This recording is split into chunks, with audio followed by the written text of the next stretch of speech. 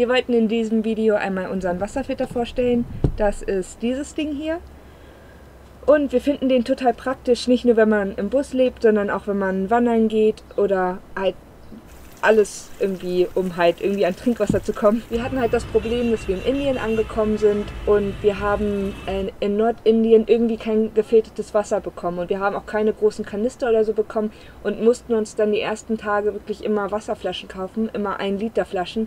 Und da haben wir uns dann angefangen darüber zu informieren, ob es halt vielleicht irgendwie für uns eine Möglichkeit gibt, Wasser zu filtern im Auto. Wir haben halt gehört, dass es halt diese großen Filteranlagen für Wohnmobile gibt, aber von so einem kleinen praktischen Filter, der vielleicht auch ohne Strom und so läuft, hatten wir noch nicht so wirklich viel gehört. Dann hat Steffen den hier aber gefunden und wir wollten in diesem Video einfach mal erzählen, wie das Teil ein bisschen funktioniert, wie man den auch testet, ob er noch dicht ist und so weiter, wie man den schmiert, wie man den pflegt und was wir halt noch so als extra angebaut haben für uns jetzt. Das erzählen wir dann alles noch. Wir hatten halt vorher so einen kleinen Inline-Wasserfilter dabei, aber der hat überhaupt nicht gut funktioniert, weil wir den immer wieder zurückspülen mussten und es war voll schwierig, da Wasser durchzupumpen, dass wir den irgendwie dann doch nicht benutzt haben. Und deswegen haben wir uns den Filter hier angeschafft, der immer 10% des Wassers im Kreis pumpt und sich sozusagen dann immer selber reinigt. Deswegen hat das Teil auch 2 Schläuche. Durch den einen Schlauch wird halt das Wasser angesaugt und durch den anderen wird es dann wieder zurückgepumpt und dann, ja, so reinigt er sich dann halt selbst. Und das Besondere ist halt auch, dass die Poren von dem Wasserfilter so klein sind, dass sie Bakterien und auch Viren filtern sollen. Und wir hatten bisher noch keine Probleme mit irgendwie Magen-Darm oder irgendwas, seit wir diesen Filter benutzen. Deswegen glauben wir auch, dass das ganz gut funktioniert. Wir haben halt auch zwischendurch indisches Leitungswasser und alles getrunken und hatten nie irgendwelche Probleme. Und wir haben hier vor dem Kühlschrank unseren Hauptwassertank, der fast 22 Liter. Steffen hat da 2 Löcher reingebohrt, die hier, damit wir dann einfach auch den Filter halt so benutzen können. Und das ist halt super praktisch, weil wir beim Kochen halt auch einfach hier überall rankommen und auch mal vorne an den Beifahrersitz rankommen, um da halt zu pumpen oder hier hinten oder so. Also man kommt halt damit halt irgendwie überall hin, das ist halt ganz gut. Ja genau, und da haben wir dann einfach so diesen Schwimmer drin. Dann mache ich das jetzt einmal zu. Ist halt ganz praktisch, einen Wassertank zu haben mit so einer großen Öffnung, weil man den Wassertank dann auch öfters mal sauber machen kann. Gerade wenn man viel filtert, ist das gar nicht so schlecht, weil ja das gefilterte Wasser, also das schmutzige Wasser ja auch immer wieder zurückgepumpt wird und den Filter ja so reinigt. Deswegen hat man natürlich auch, gerade wenn dann so die letzten Liter in dem Wasserkanister sind, hat man dann natürlich nicht mehr das optimalste Wasser und dann ist es vielleicht auch gar nicht so schlecht, wenn man den dann einfach ab und zu mal ein bisschen sauber macht. Bevor wir den Wasserfilter hatten, haben wir einfach dann immer hier unser Wasser rausgeholt mit dem Hahn. Da tropft halt nichts, da haben wir überhaupt gar keine Probleme mit. Gut. Und dann haben wir noch einen ganz billigen Wasserkanister uns mal dazu geholt. Das ist, da passen 10 Liter rein. Und wir hatten davon eine Zeit lang 2 dabei, als es so heiß war und wir nicht viele Wasserquellen hatten. Und dann haben wir halt einfach immer das Wasser hier reingekippt. Genau, und dann konnten wir halt 40 Liter Trinkwasser mit uns durch die Gegend fahren. Das war halt ganz praktisch. Und jetzt haben wir den einen Kanister aber verschenkt, weil wir jetzt halt überall immer Wasserquellen hatten und die gar nicht mehr gebraucht haben. Und den wir auch zum Auffüllen und so weiter benutzen, weil wir ja den Wasserkanister gar nicht bewegen können. Oder es ist halt ein bisschen schwieriger, den zu bewegen. Wir haben so eine Halterung für unseren Wasserfilter geholt. Das ist diese hier. Da passt er halt super rein. Und Steffen hat hier auch nochmal ein 3. Loch reingebohrt.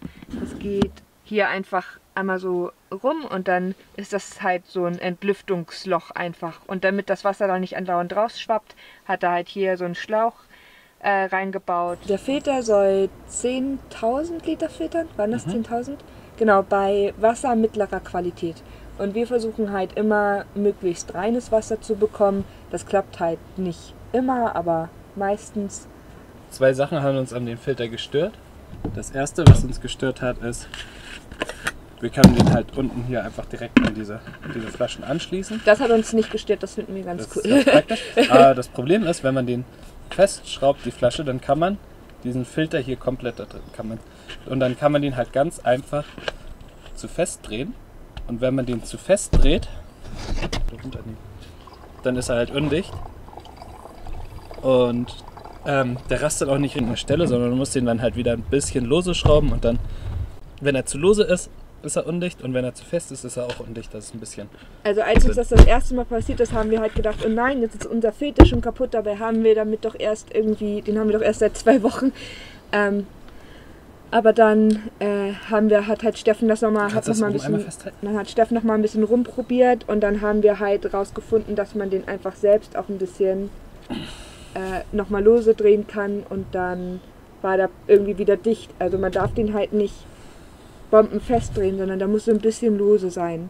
Sieht man jetzt auch, kannst ja mal ein bisschen zeigen, dass man das halt noch in beide Richtungen jetzt drehen kann. Ja, genau, dass der so halt da so schmatzig drin sitzt. Genau. Also wenn euch das passiert, der Filter ist wahrscheinlich nicht kaputt, sondern einfach nochmal wieder ein bisschen lose drehen und dann nochmal probieren und wenn ihr dann Glück habt, dann funktioniert der Filter noch. Was uns noch gestört hat, ist dadurch, dass wir immer oder häufiger Leitungswasser gefiltert haben, war der Geschmack vom Wasser, weil da kein Aktivkohlefilter mit bei war. Ist halt ein mechanischer Filter und kein chemischer Filter, deswegen verbessert sich halt durch diesen Filter nicht unbedingt der Geschmack und das wollten wir halt mit dem Aktivkohlefilter.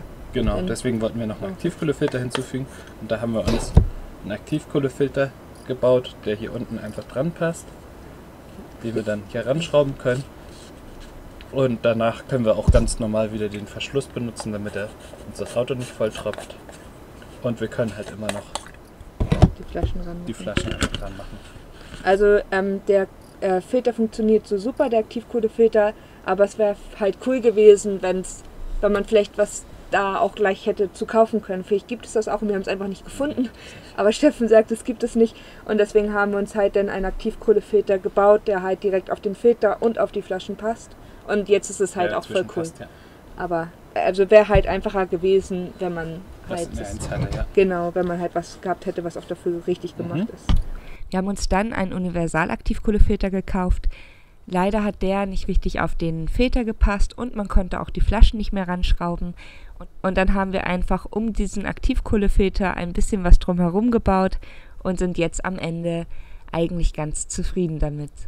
Dann hat man halt hier diese beiden Pilletdeckel und in der Mitte ist der Aktivkohlefilter und dann sieht man auch hier noch, wie der Aktivkohlefilter da rausguckt. Also eigentlich ist das halt nur dieses schwarze Ding gewesen und wir haben dann das beides raufgeschraubt und Steffen hat das dann mit Heißkleber und noch mit ein paar Schrauben zusätzlich befestigt, damit das halt auch hält und so funktioniert das Ding super. Wir haben jetzt also 2 Filter in unserem Wasserfilter. Einmal die mechanische Filterkartusche, die im Wasserfilter drin ist und bis zu 10.000 Liter filtert und einmal den Aktivkohlefilter, den wir außen rangeschraubt haben und bis zu 200 Liter Wasser filtert oder nach 200 Litern gewechselt werden sollte. Das Wechseln ist aber sehr einfach. Man muss den Aktivkohlefilter einfach aufmachen, das Granulat einmal wechseln, alles wieder zumachen, 1 Liter Wasser durchpumpen und der 2. Liter kann dann schon wieder getrunken werden. Genau, was wir dann halt immer machen, damit wir den nicht abschrauben und der sich ja auch nicht verdreht, ist einmal hier einen Klebestreifen jeweils drüber zu machen, damit wir nicht das Problem haben, dass sich der hier verdrehen kann und auch, dass sich der Aktivkohlefilter nicht lösen kann. Das ist ganz normales Duct Tape, nichts Besonderes. Und somit haben wir dann auch die beiden Kleinigkeiten, die uns halt ein bisschen gestört haben, an dem Filter irgendwie lösen können. Wir haben den Filter jetzt seit ungefähr 9 Monaten und wir haben damit etwa 3000 Liter gefiltert, also ungefähr 10 Liter am Tag mit Kochen und mit allem. Und Abwaschwasser. Genau, und Abwaschwasser. Also so ein ganzer Filtersatz hält wahrscheinlich dann auch 2-3 Jahre, wenn man den wirklich andauernd benutzt. Und was wir halt beim Wandern auch ziemlich praktisch fanden, war, dass man das Wasser gleich trinken konnte. Man musste ja, glaube ich, bei den Silbertabletten, wir haben halt viele Leute getroffen, die immer mit Silbertabletten dann ihr Wasser gereinigt haben. Aber dann kann man halt nicht wirklich schmutziges Wasser nehmen oder ist halt irgendwie... UV-Filter auch nicht. Ja, mit dem UV-Filter halt auch nicht. Und wir konnten das Wasser halt filtern, hatten sauberes Wasser, egal woraus, und konnten das Wasser gleich trinken und gleich verwerten. Und wir haben dann halt beim Campen einfach immer darauf geachtet, dass wir irgendwie im Umkreis von 1 Kilometer eine Wasserquelle hatten. Und das war halt in den Bergen auch super einfach. Und dann konnten wir halt einfach immer filtern und kochen damit. Und wir mussten dann auch nicht so viel Wasser mit uns durch die Gegend schleppen, weil es halt genug Wasserquellen gab und deswegen haben wir dann auch nur beim Wandern diese beiden Flaschen dabei gehabt und das hat vollkommen Wobei gereicht. wir meistens auch nur 1 Liter gefüllt hatten, ja. Genau, wir haben nicht immer beide gefüllt, wenn wir Und gesehen dadurch haben wir ja. das Gewicht von dem Filter halt lange wieder reingenommen. Genau, das ist halt das Einzige, was vielleicht so ein bisschen nicht so gut ist an dem Filter, der ist halt ein bisschen schwerer. Der wiegt, glaube ich, ein halbes Kilo oder so, wenn er leer ist. Aber das ist es halt für uns total wert gewesen, weil wir dadurch halt auch weniger Wasser mitnehmen mussten. Weil wir halt jede Wasserquelle benutzen konnten, ja. Genau. Und da haben wir den nicht unbedingt immer schonend behandelt. Also der baumelte die ganze Zeit an Steffens Rucksack an der Seite dran rum und der wurde dann auch mal auf den Boden geschmissen und so weiter.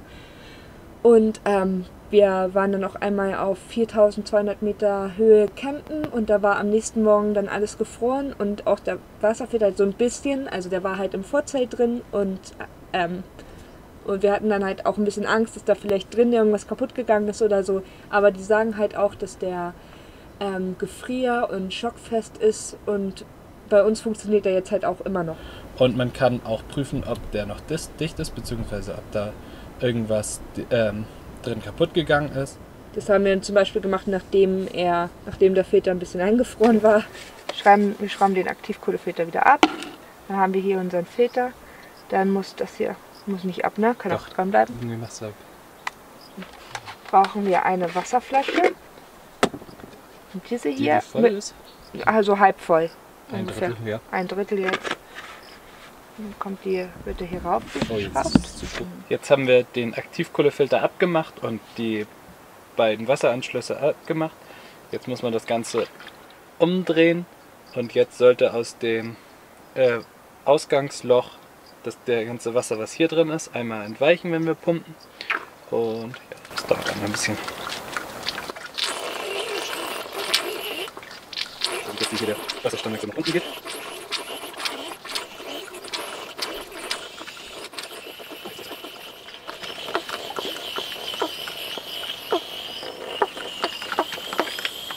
Okay, sehr gut.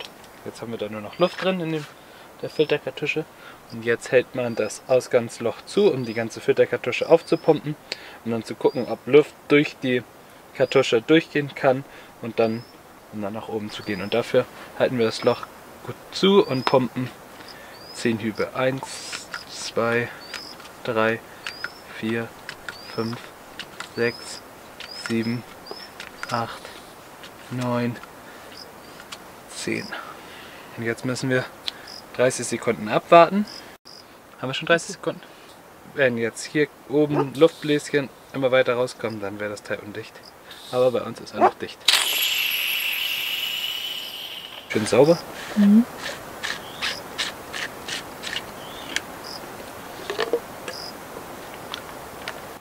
Hier sieht man halt die Hülle von dem ganzen Filter und das hier sind diese ganzen... Oh, ist da viel Dreck drin, guck mal. Ich kann es nicht sehen. Das sind halt diese Hohlröhrchen, da sieht man schon ordentlich Dreck drin. Und durch diese Hohlröhrchen wird das. Das ist ja außen. Das Problem ist ja, dass da außen, das ganze Ding kann ja komplett verschmutzt sein. Es darf ja nur von hier praktisch was da durchkommt. Es ist nicht schlimm, dass hier außen jetzt sowas dran ist. Nee. Weil die Kartusche von innen noch sauber ist. Ja, das heißt, von das sauber ist, weil wir wissen, dass der Filter dicht ist, können die Teile ja gar nicht durchkommen, weil wenn die Luft nicht durchkommt, dann kann das andere hier auch nicht durchkommen. Wenn die Kartusche verstopft ist, und wenn damit zu viel dreckiges Wasser gefüllt hat, dann kann man die halt auch einfach auswechseln und sich hier eine neue kaufen und die neue dann hier wieder reinschrauben.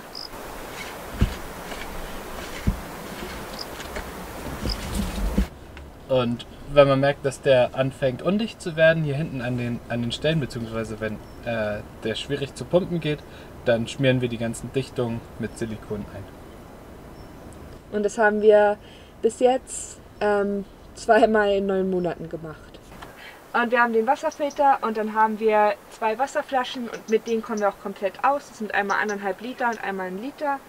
Und wir versuchen eigentlich immer nur eine hauptsächlich zu benutzen, also aus nur einer zu trinken, weil sich durch das Trinken ja dann auch immer, da kommen dann ja auch immer Bakterien in die Flasche rein und dann bilden sich immer Algen und so weiter. Und das versuchen wir dann halt immer auf eine Flasche zu beschränken. Aber wir haben halt uns einfach was abgeguckt von den Indern. Die sind nämlich richtig clever. Die trinken nämlich immer einfach so aus der Flasche. Das ist halt einfach voll gut, das so zu machen, weil gerade wenn man die halt tagtäglich mit 2 Personen andauernd benutzt, dann ist das natürlich irgendwann ein bisschen eklig, aber so ist das halt einfach total toll. Oh, ich habe vergessen auf Wecker zu drücken. Trotzdem müssen wir unsere Wasserflaschen regelmäßig reinigen und das machen wir oft mit einer Zahnbürste und Zahnpasta oder mit Spüli. Und da die Flaschen hitzebeständig sind, nehmen wir manchmal auch einfach nur heißes Wasser. Wir hoffen, dass euch das Ganze vielleicht auch ein bisschen geholfen hat und wir machen nochmal ein weiteres Video zum Thema Wasser. Ach Luke, du Süßer. Dem geht es auch auf den Keks, diese ganzen Outros. Willst du runter? Ja. Was ist da los?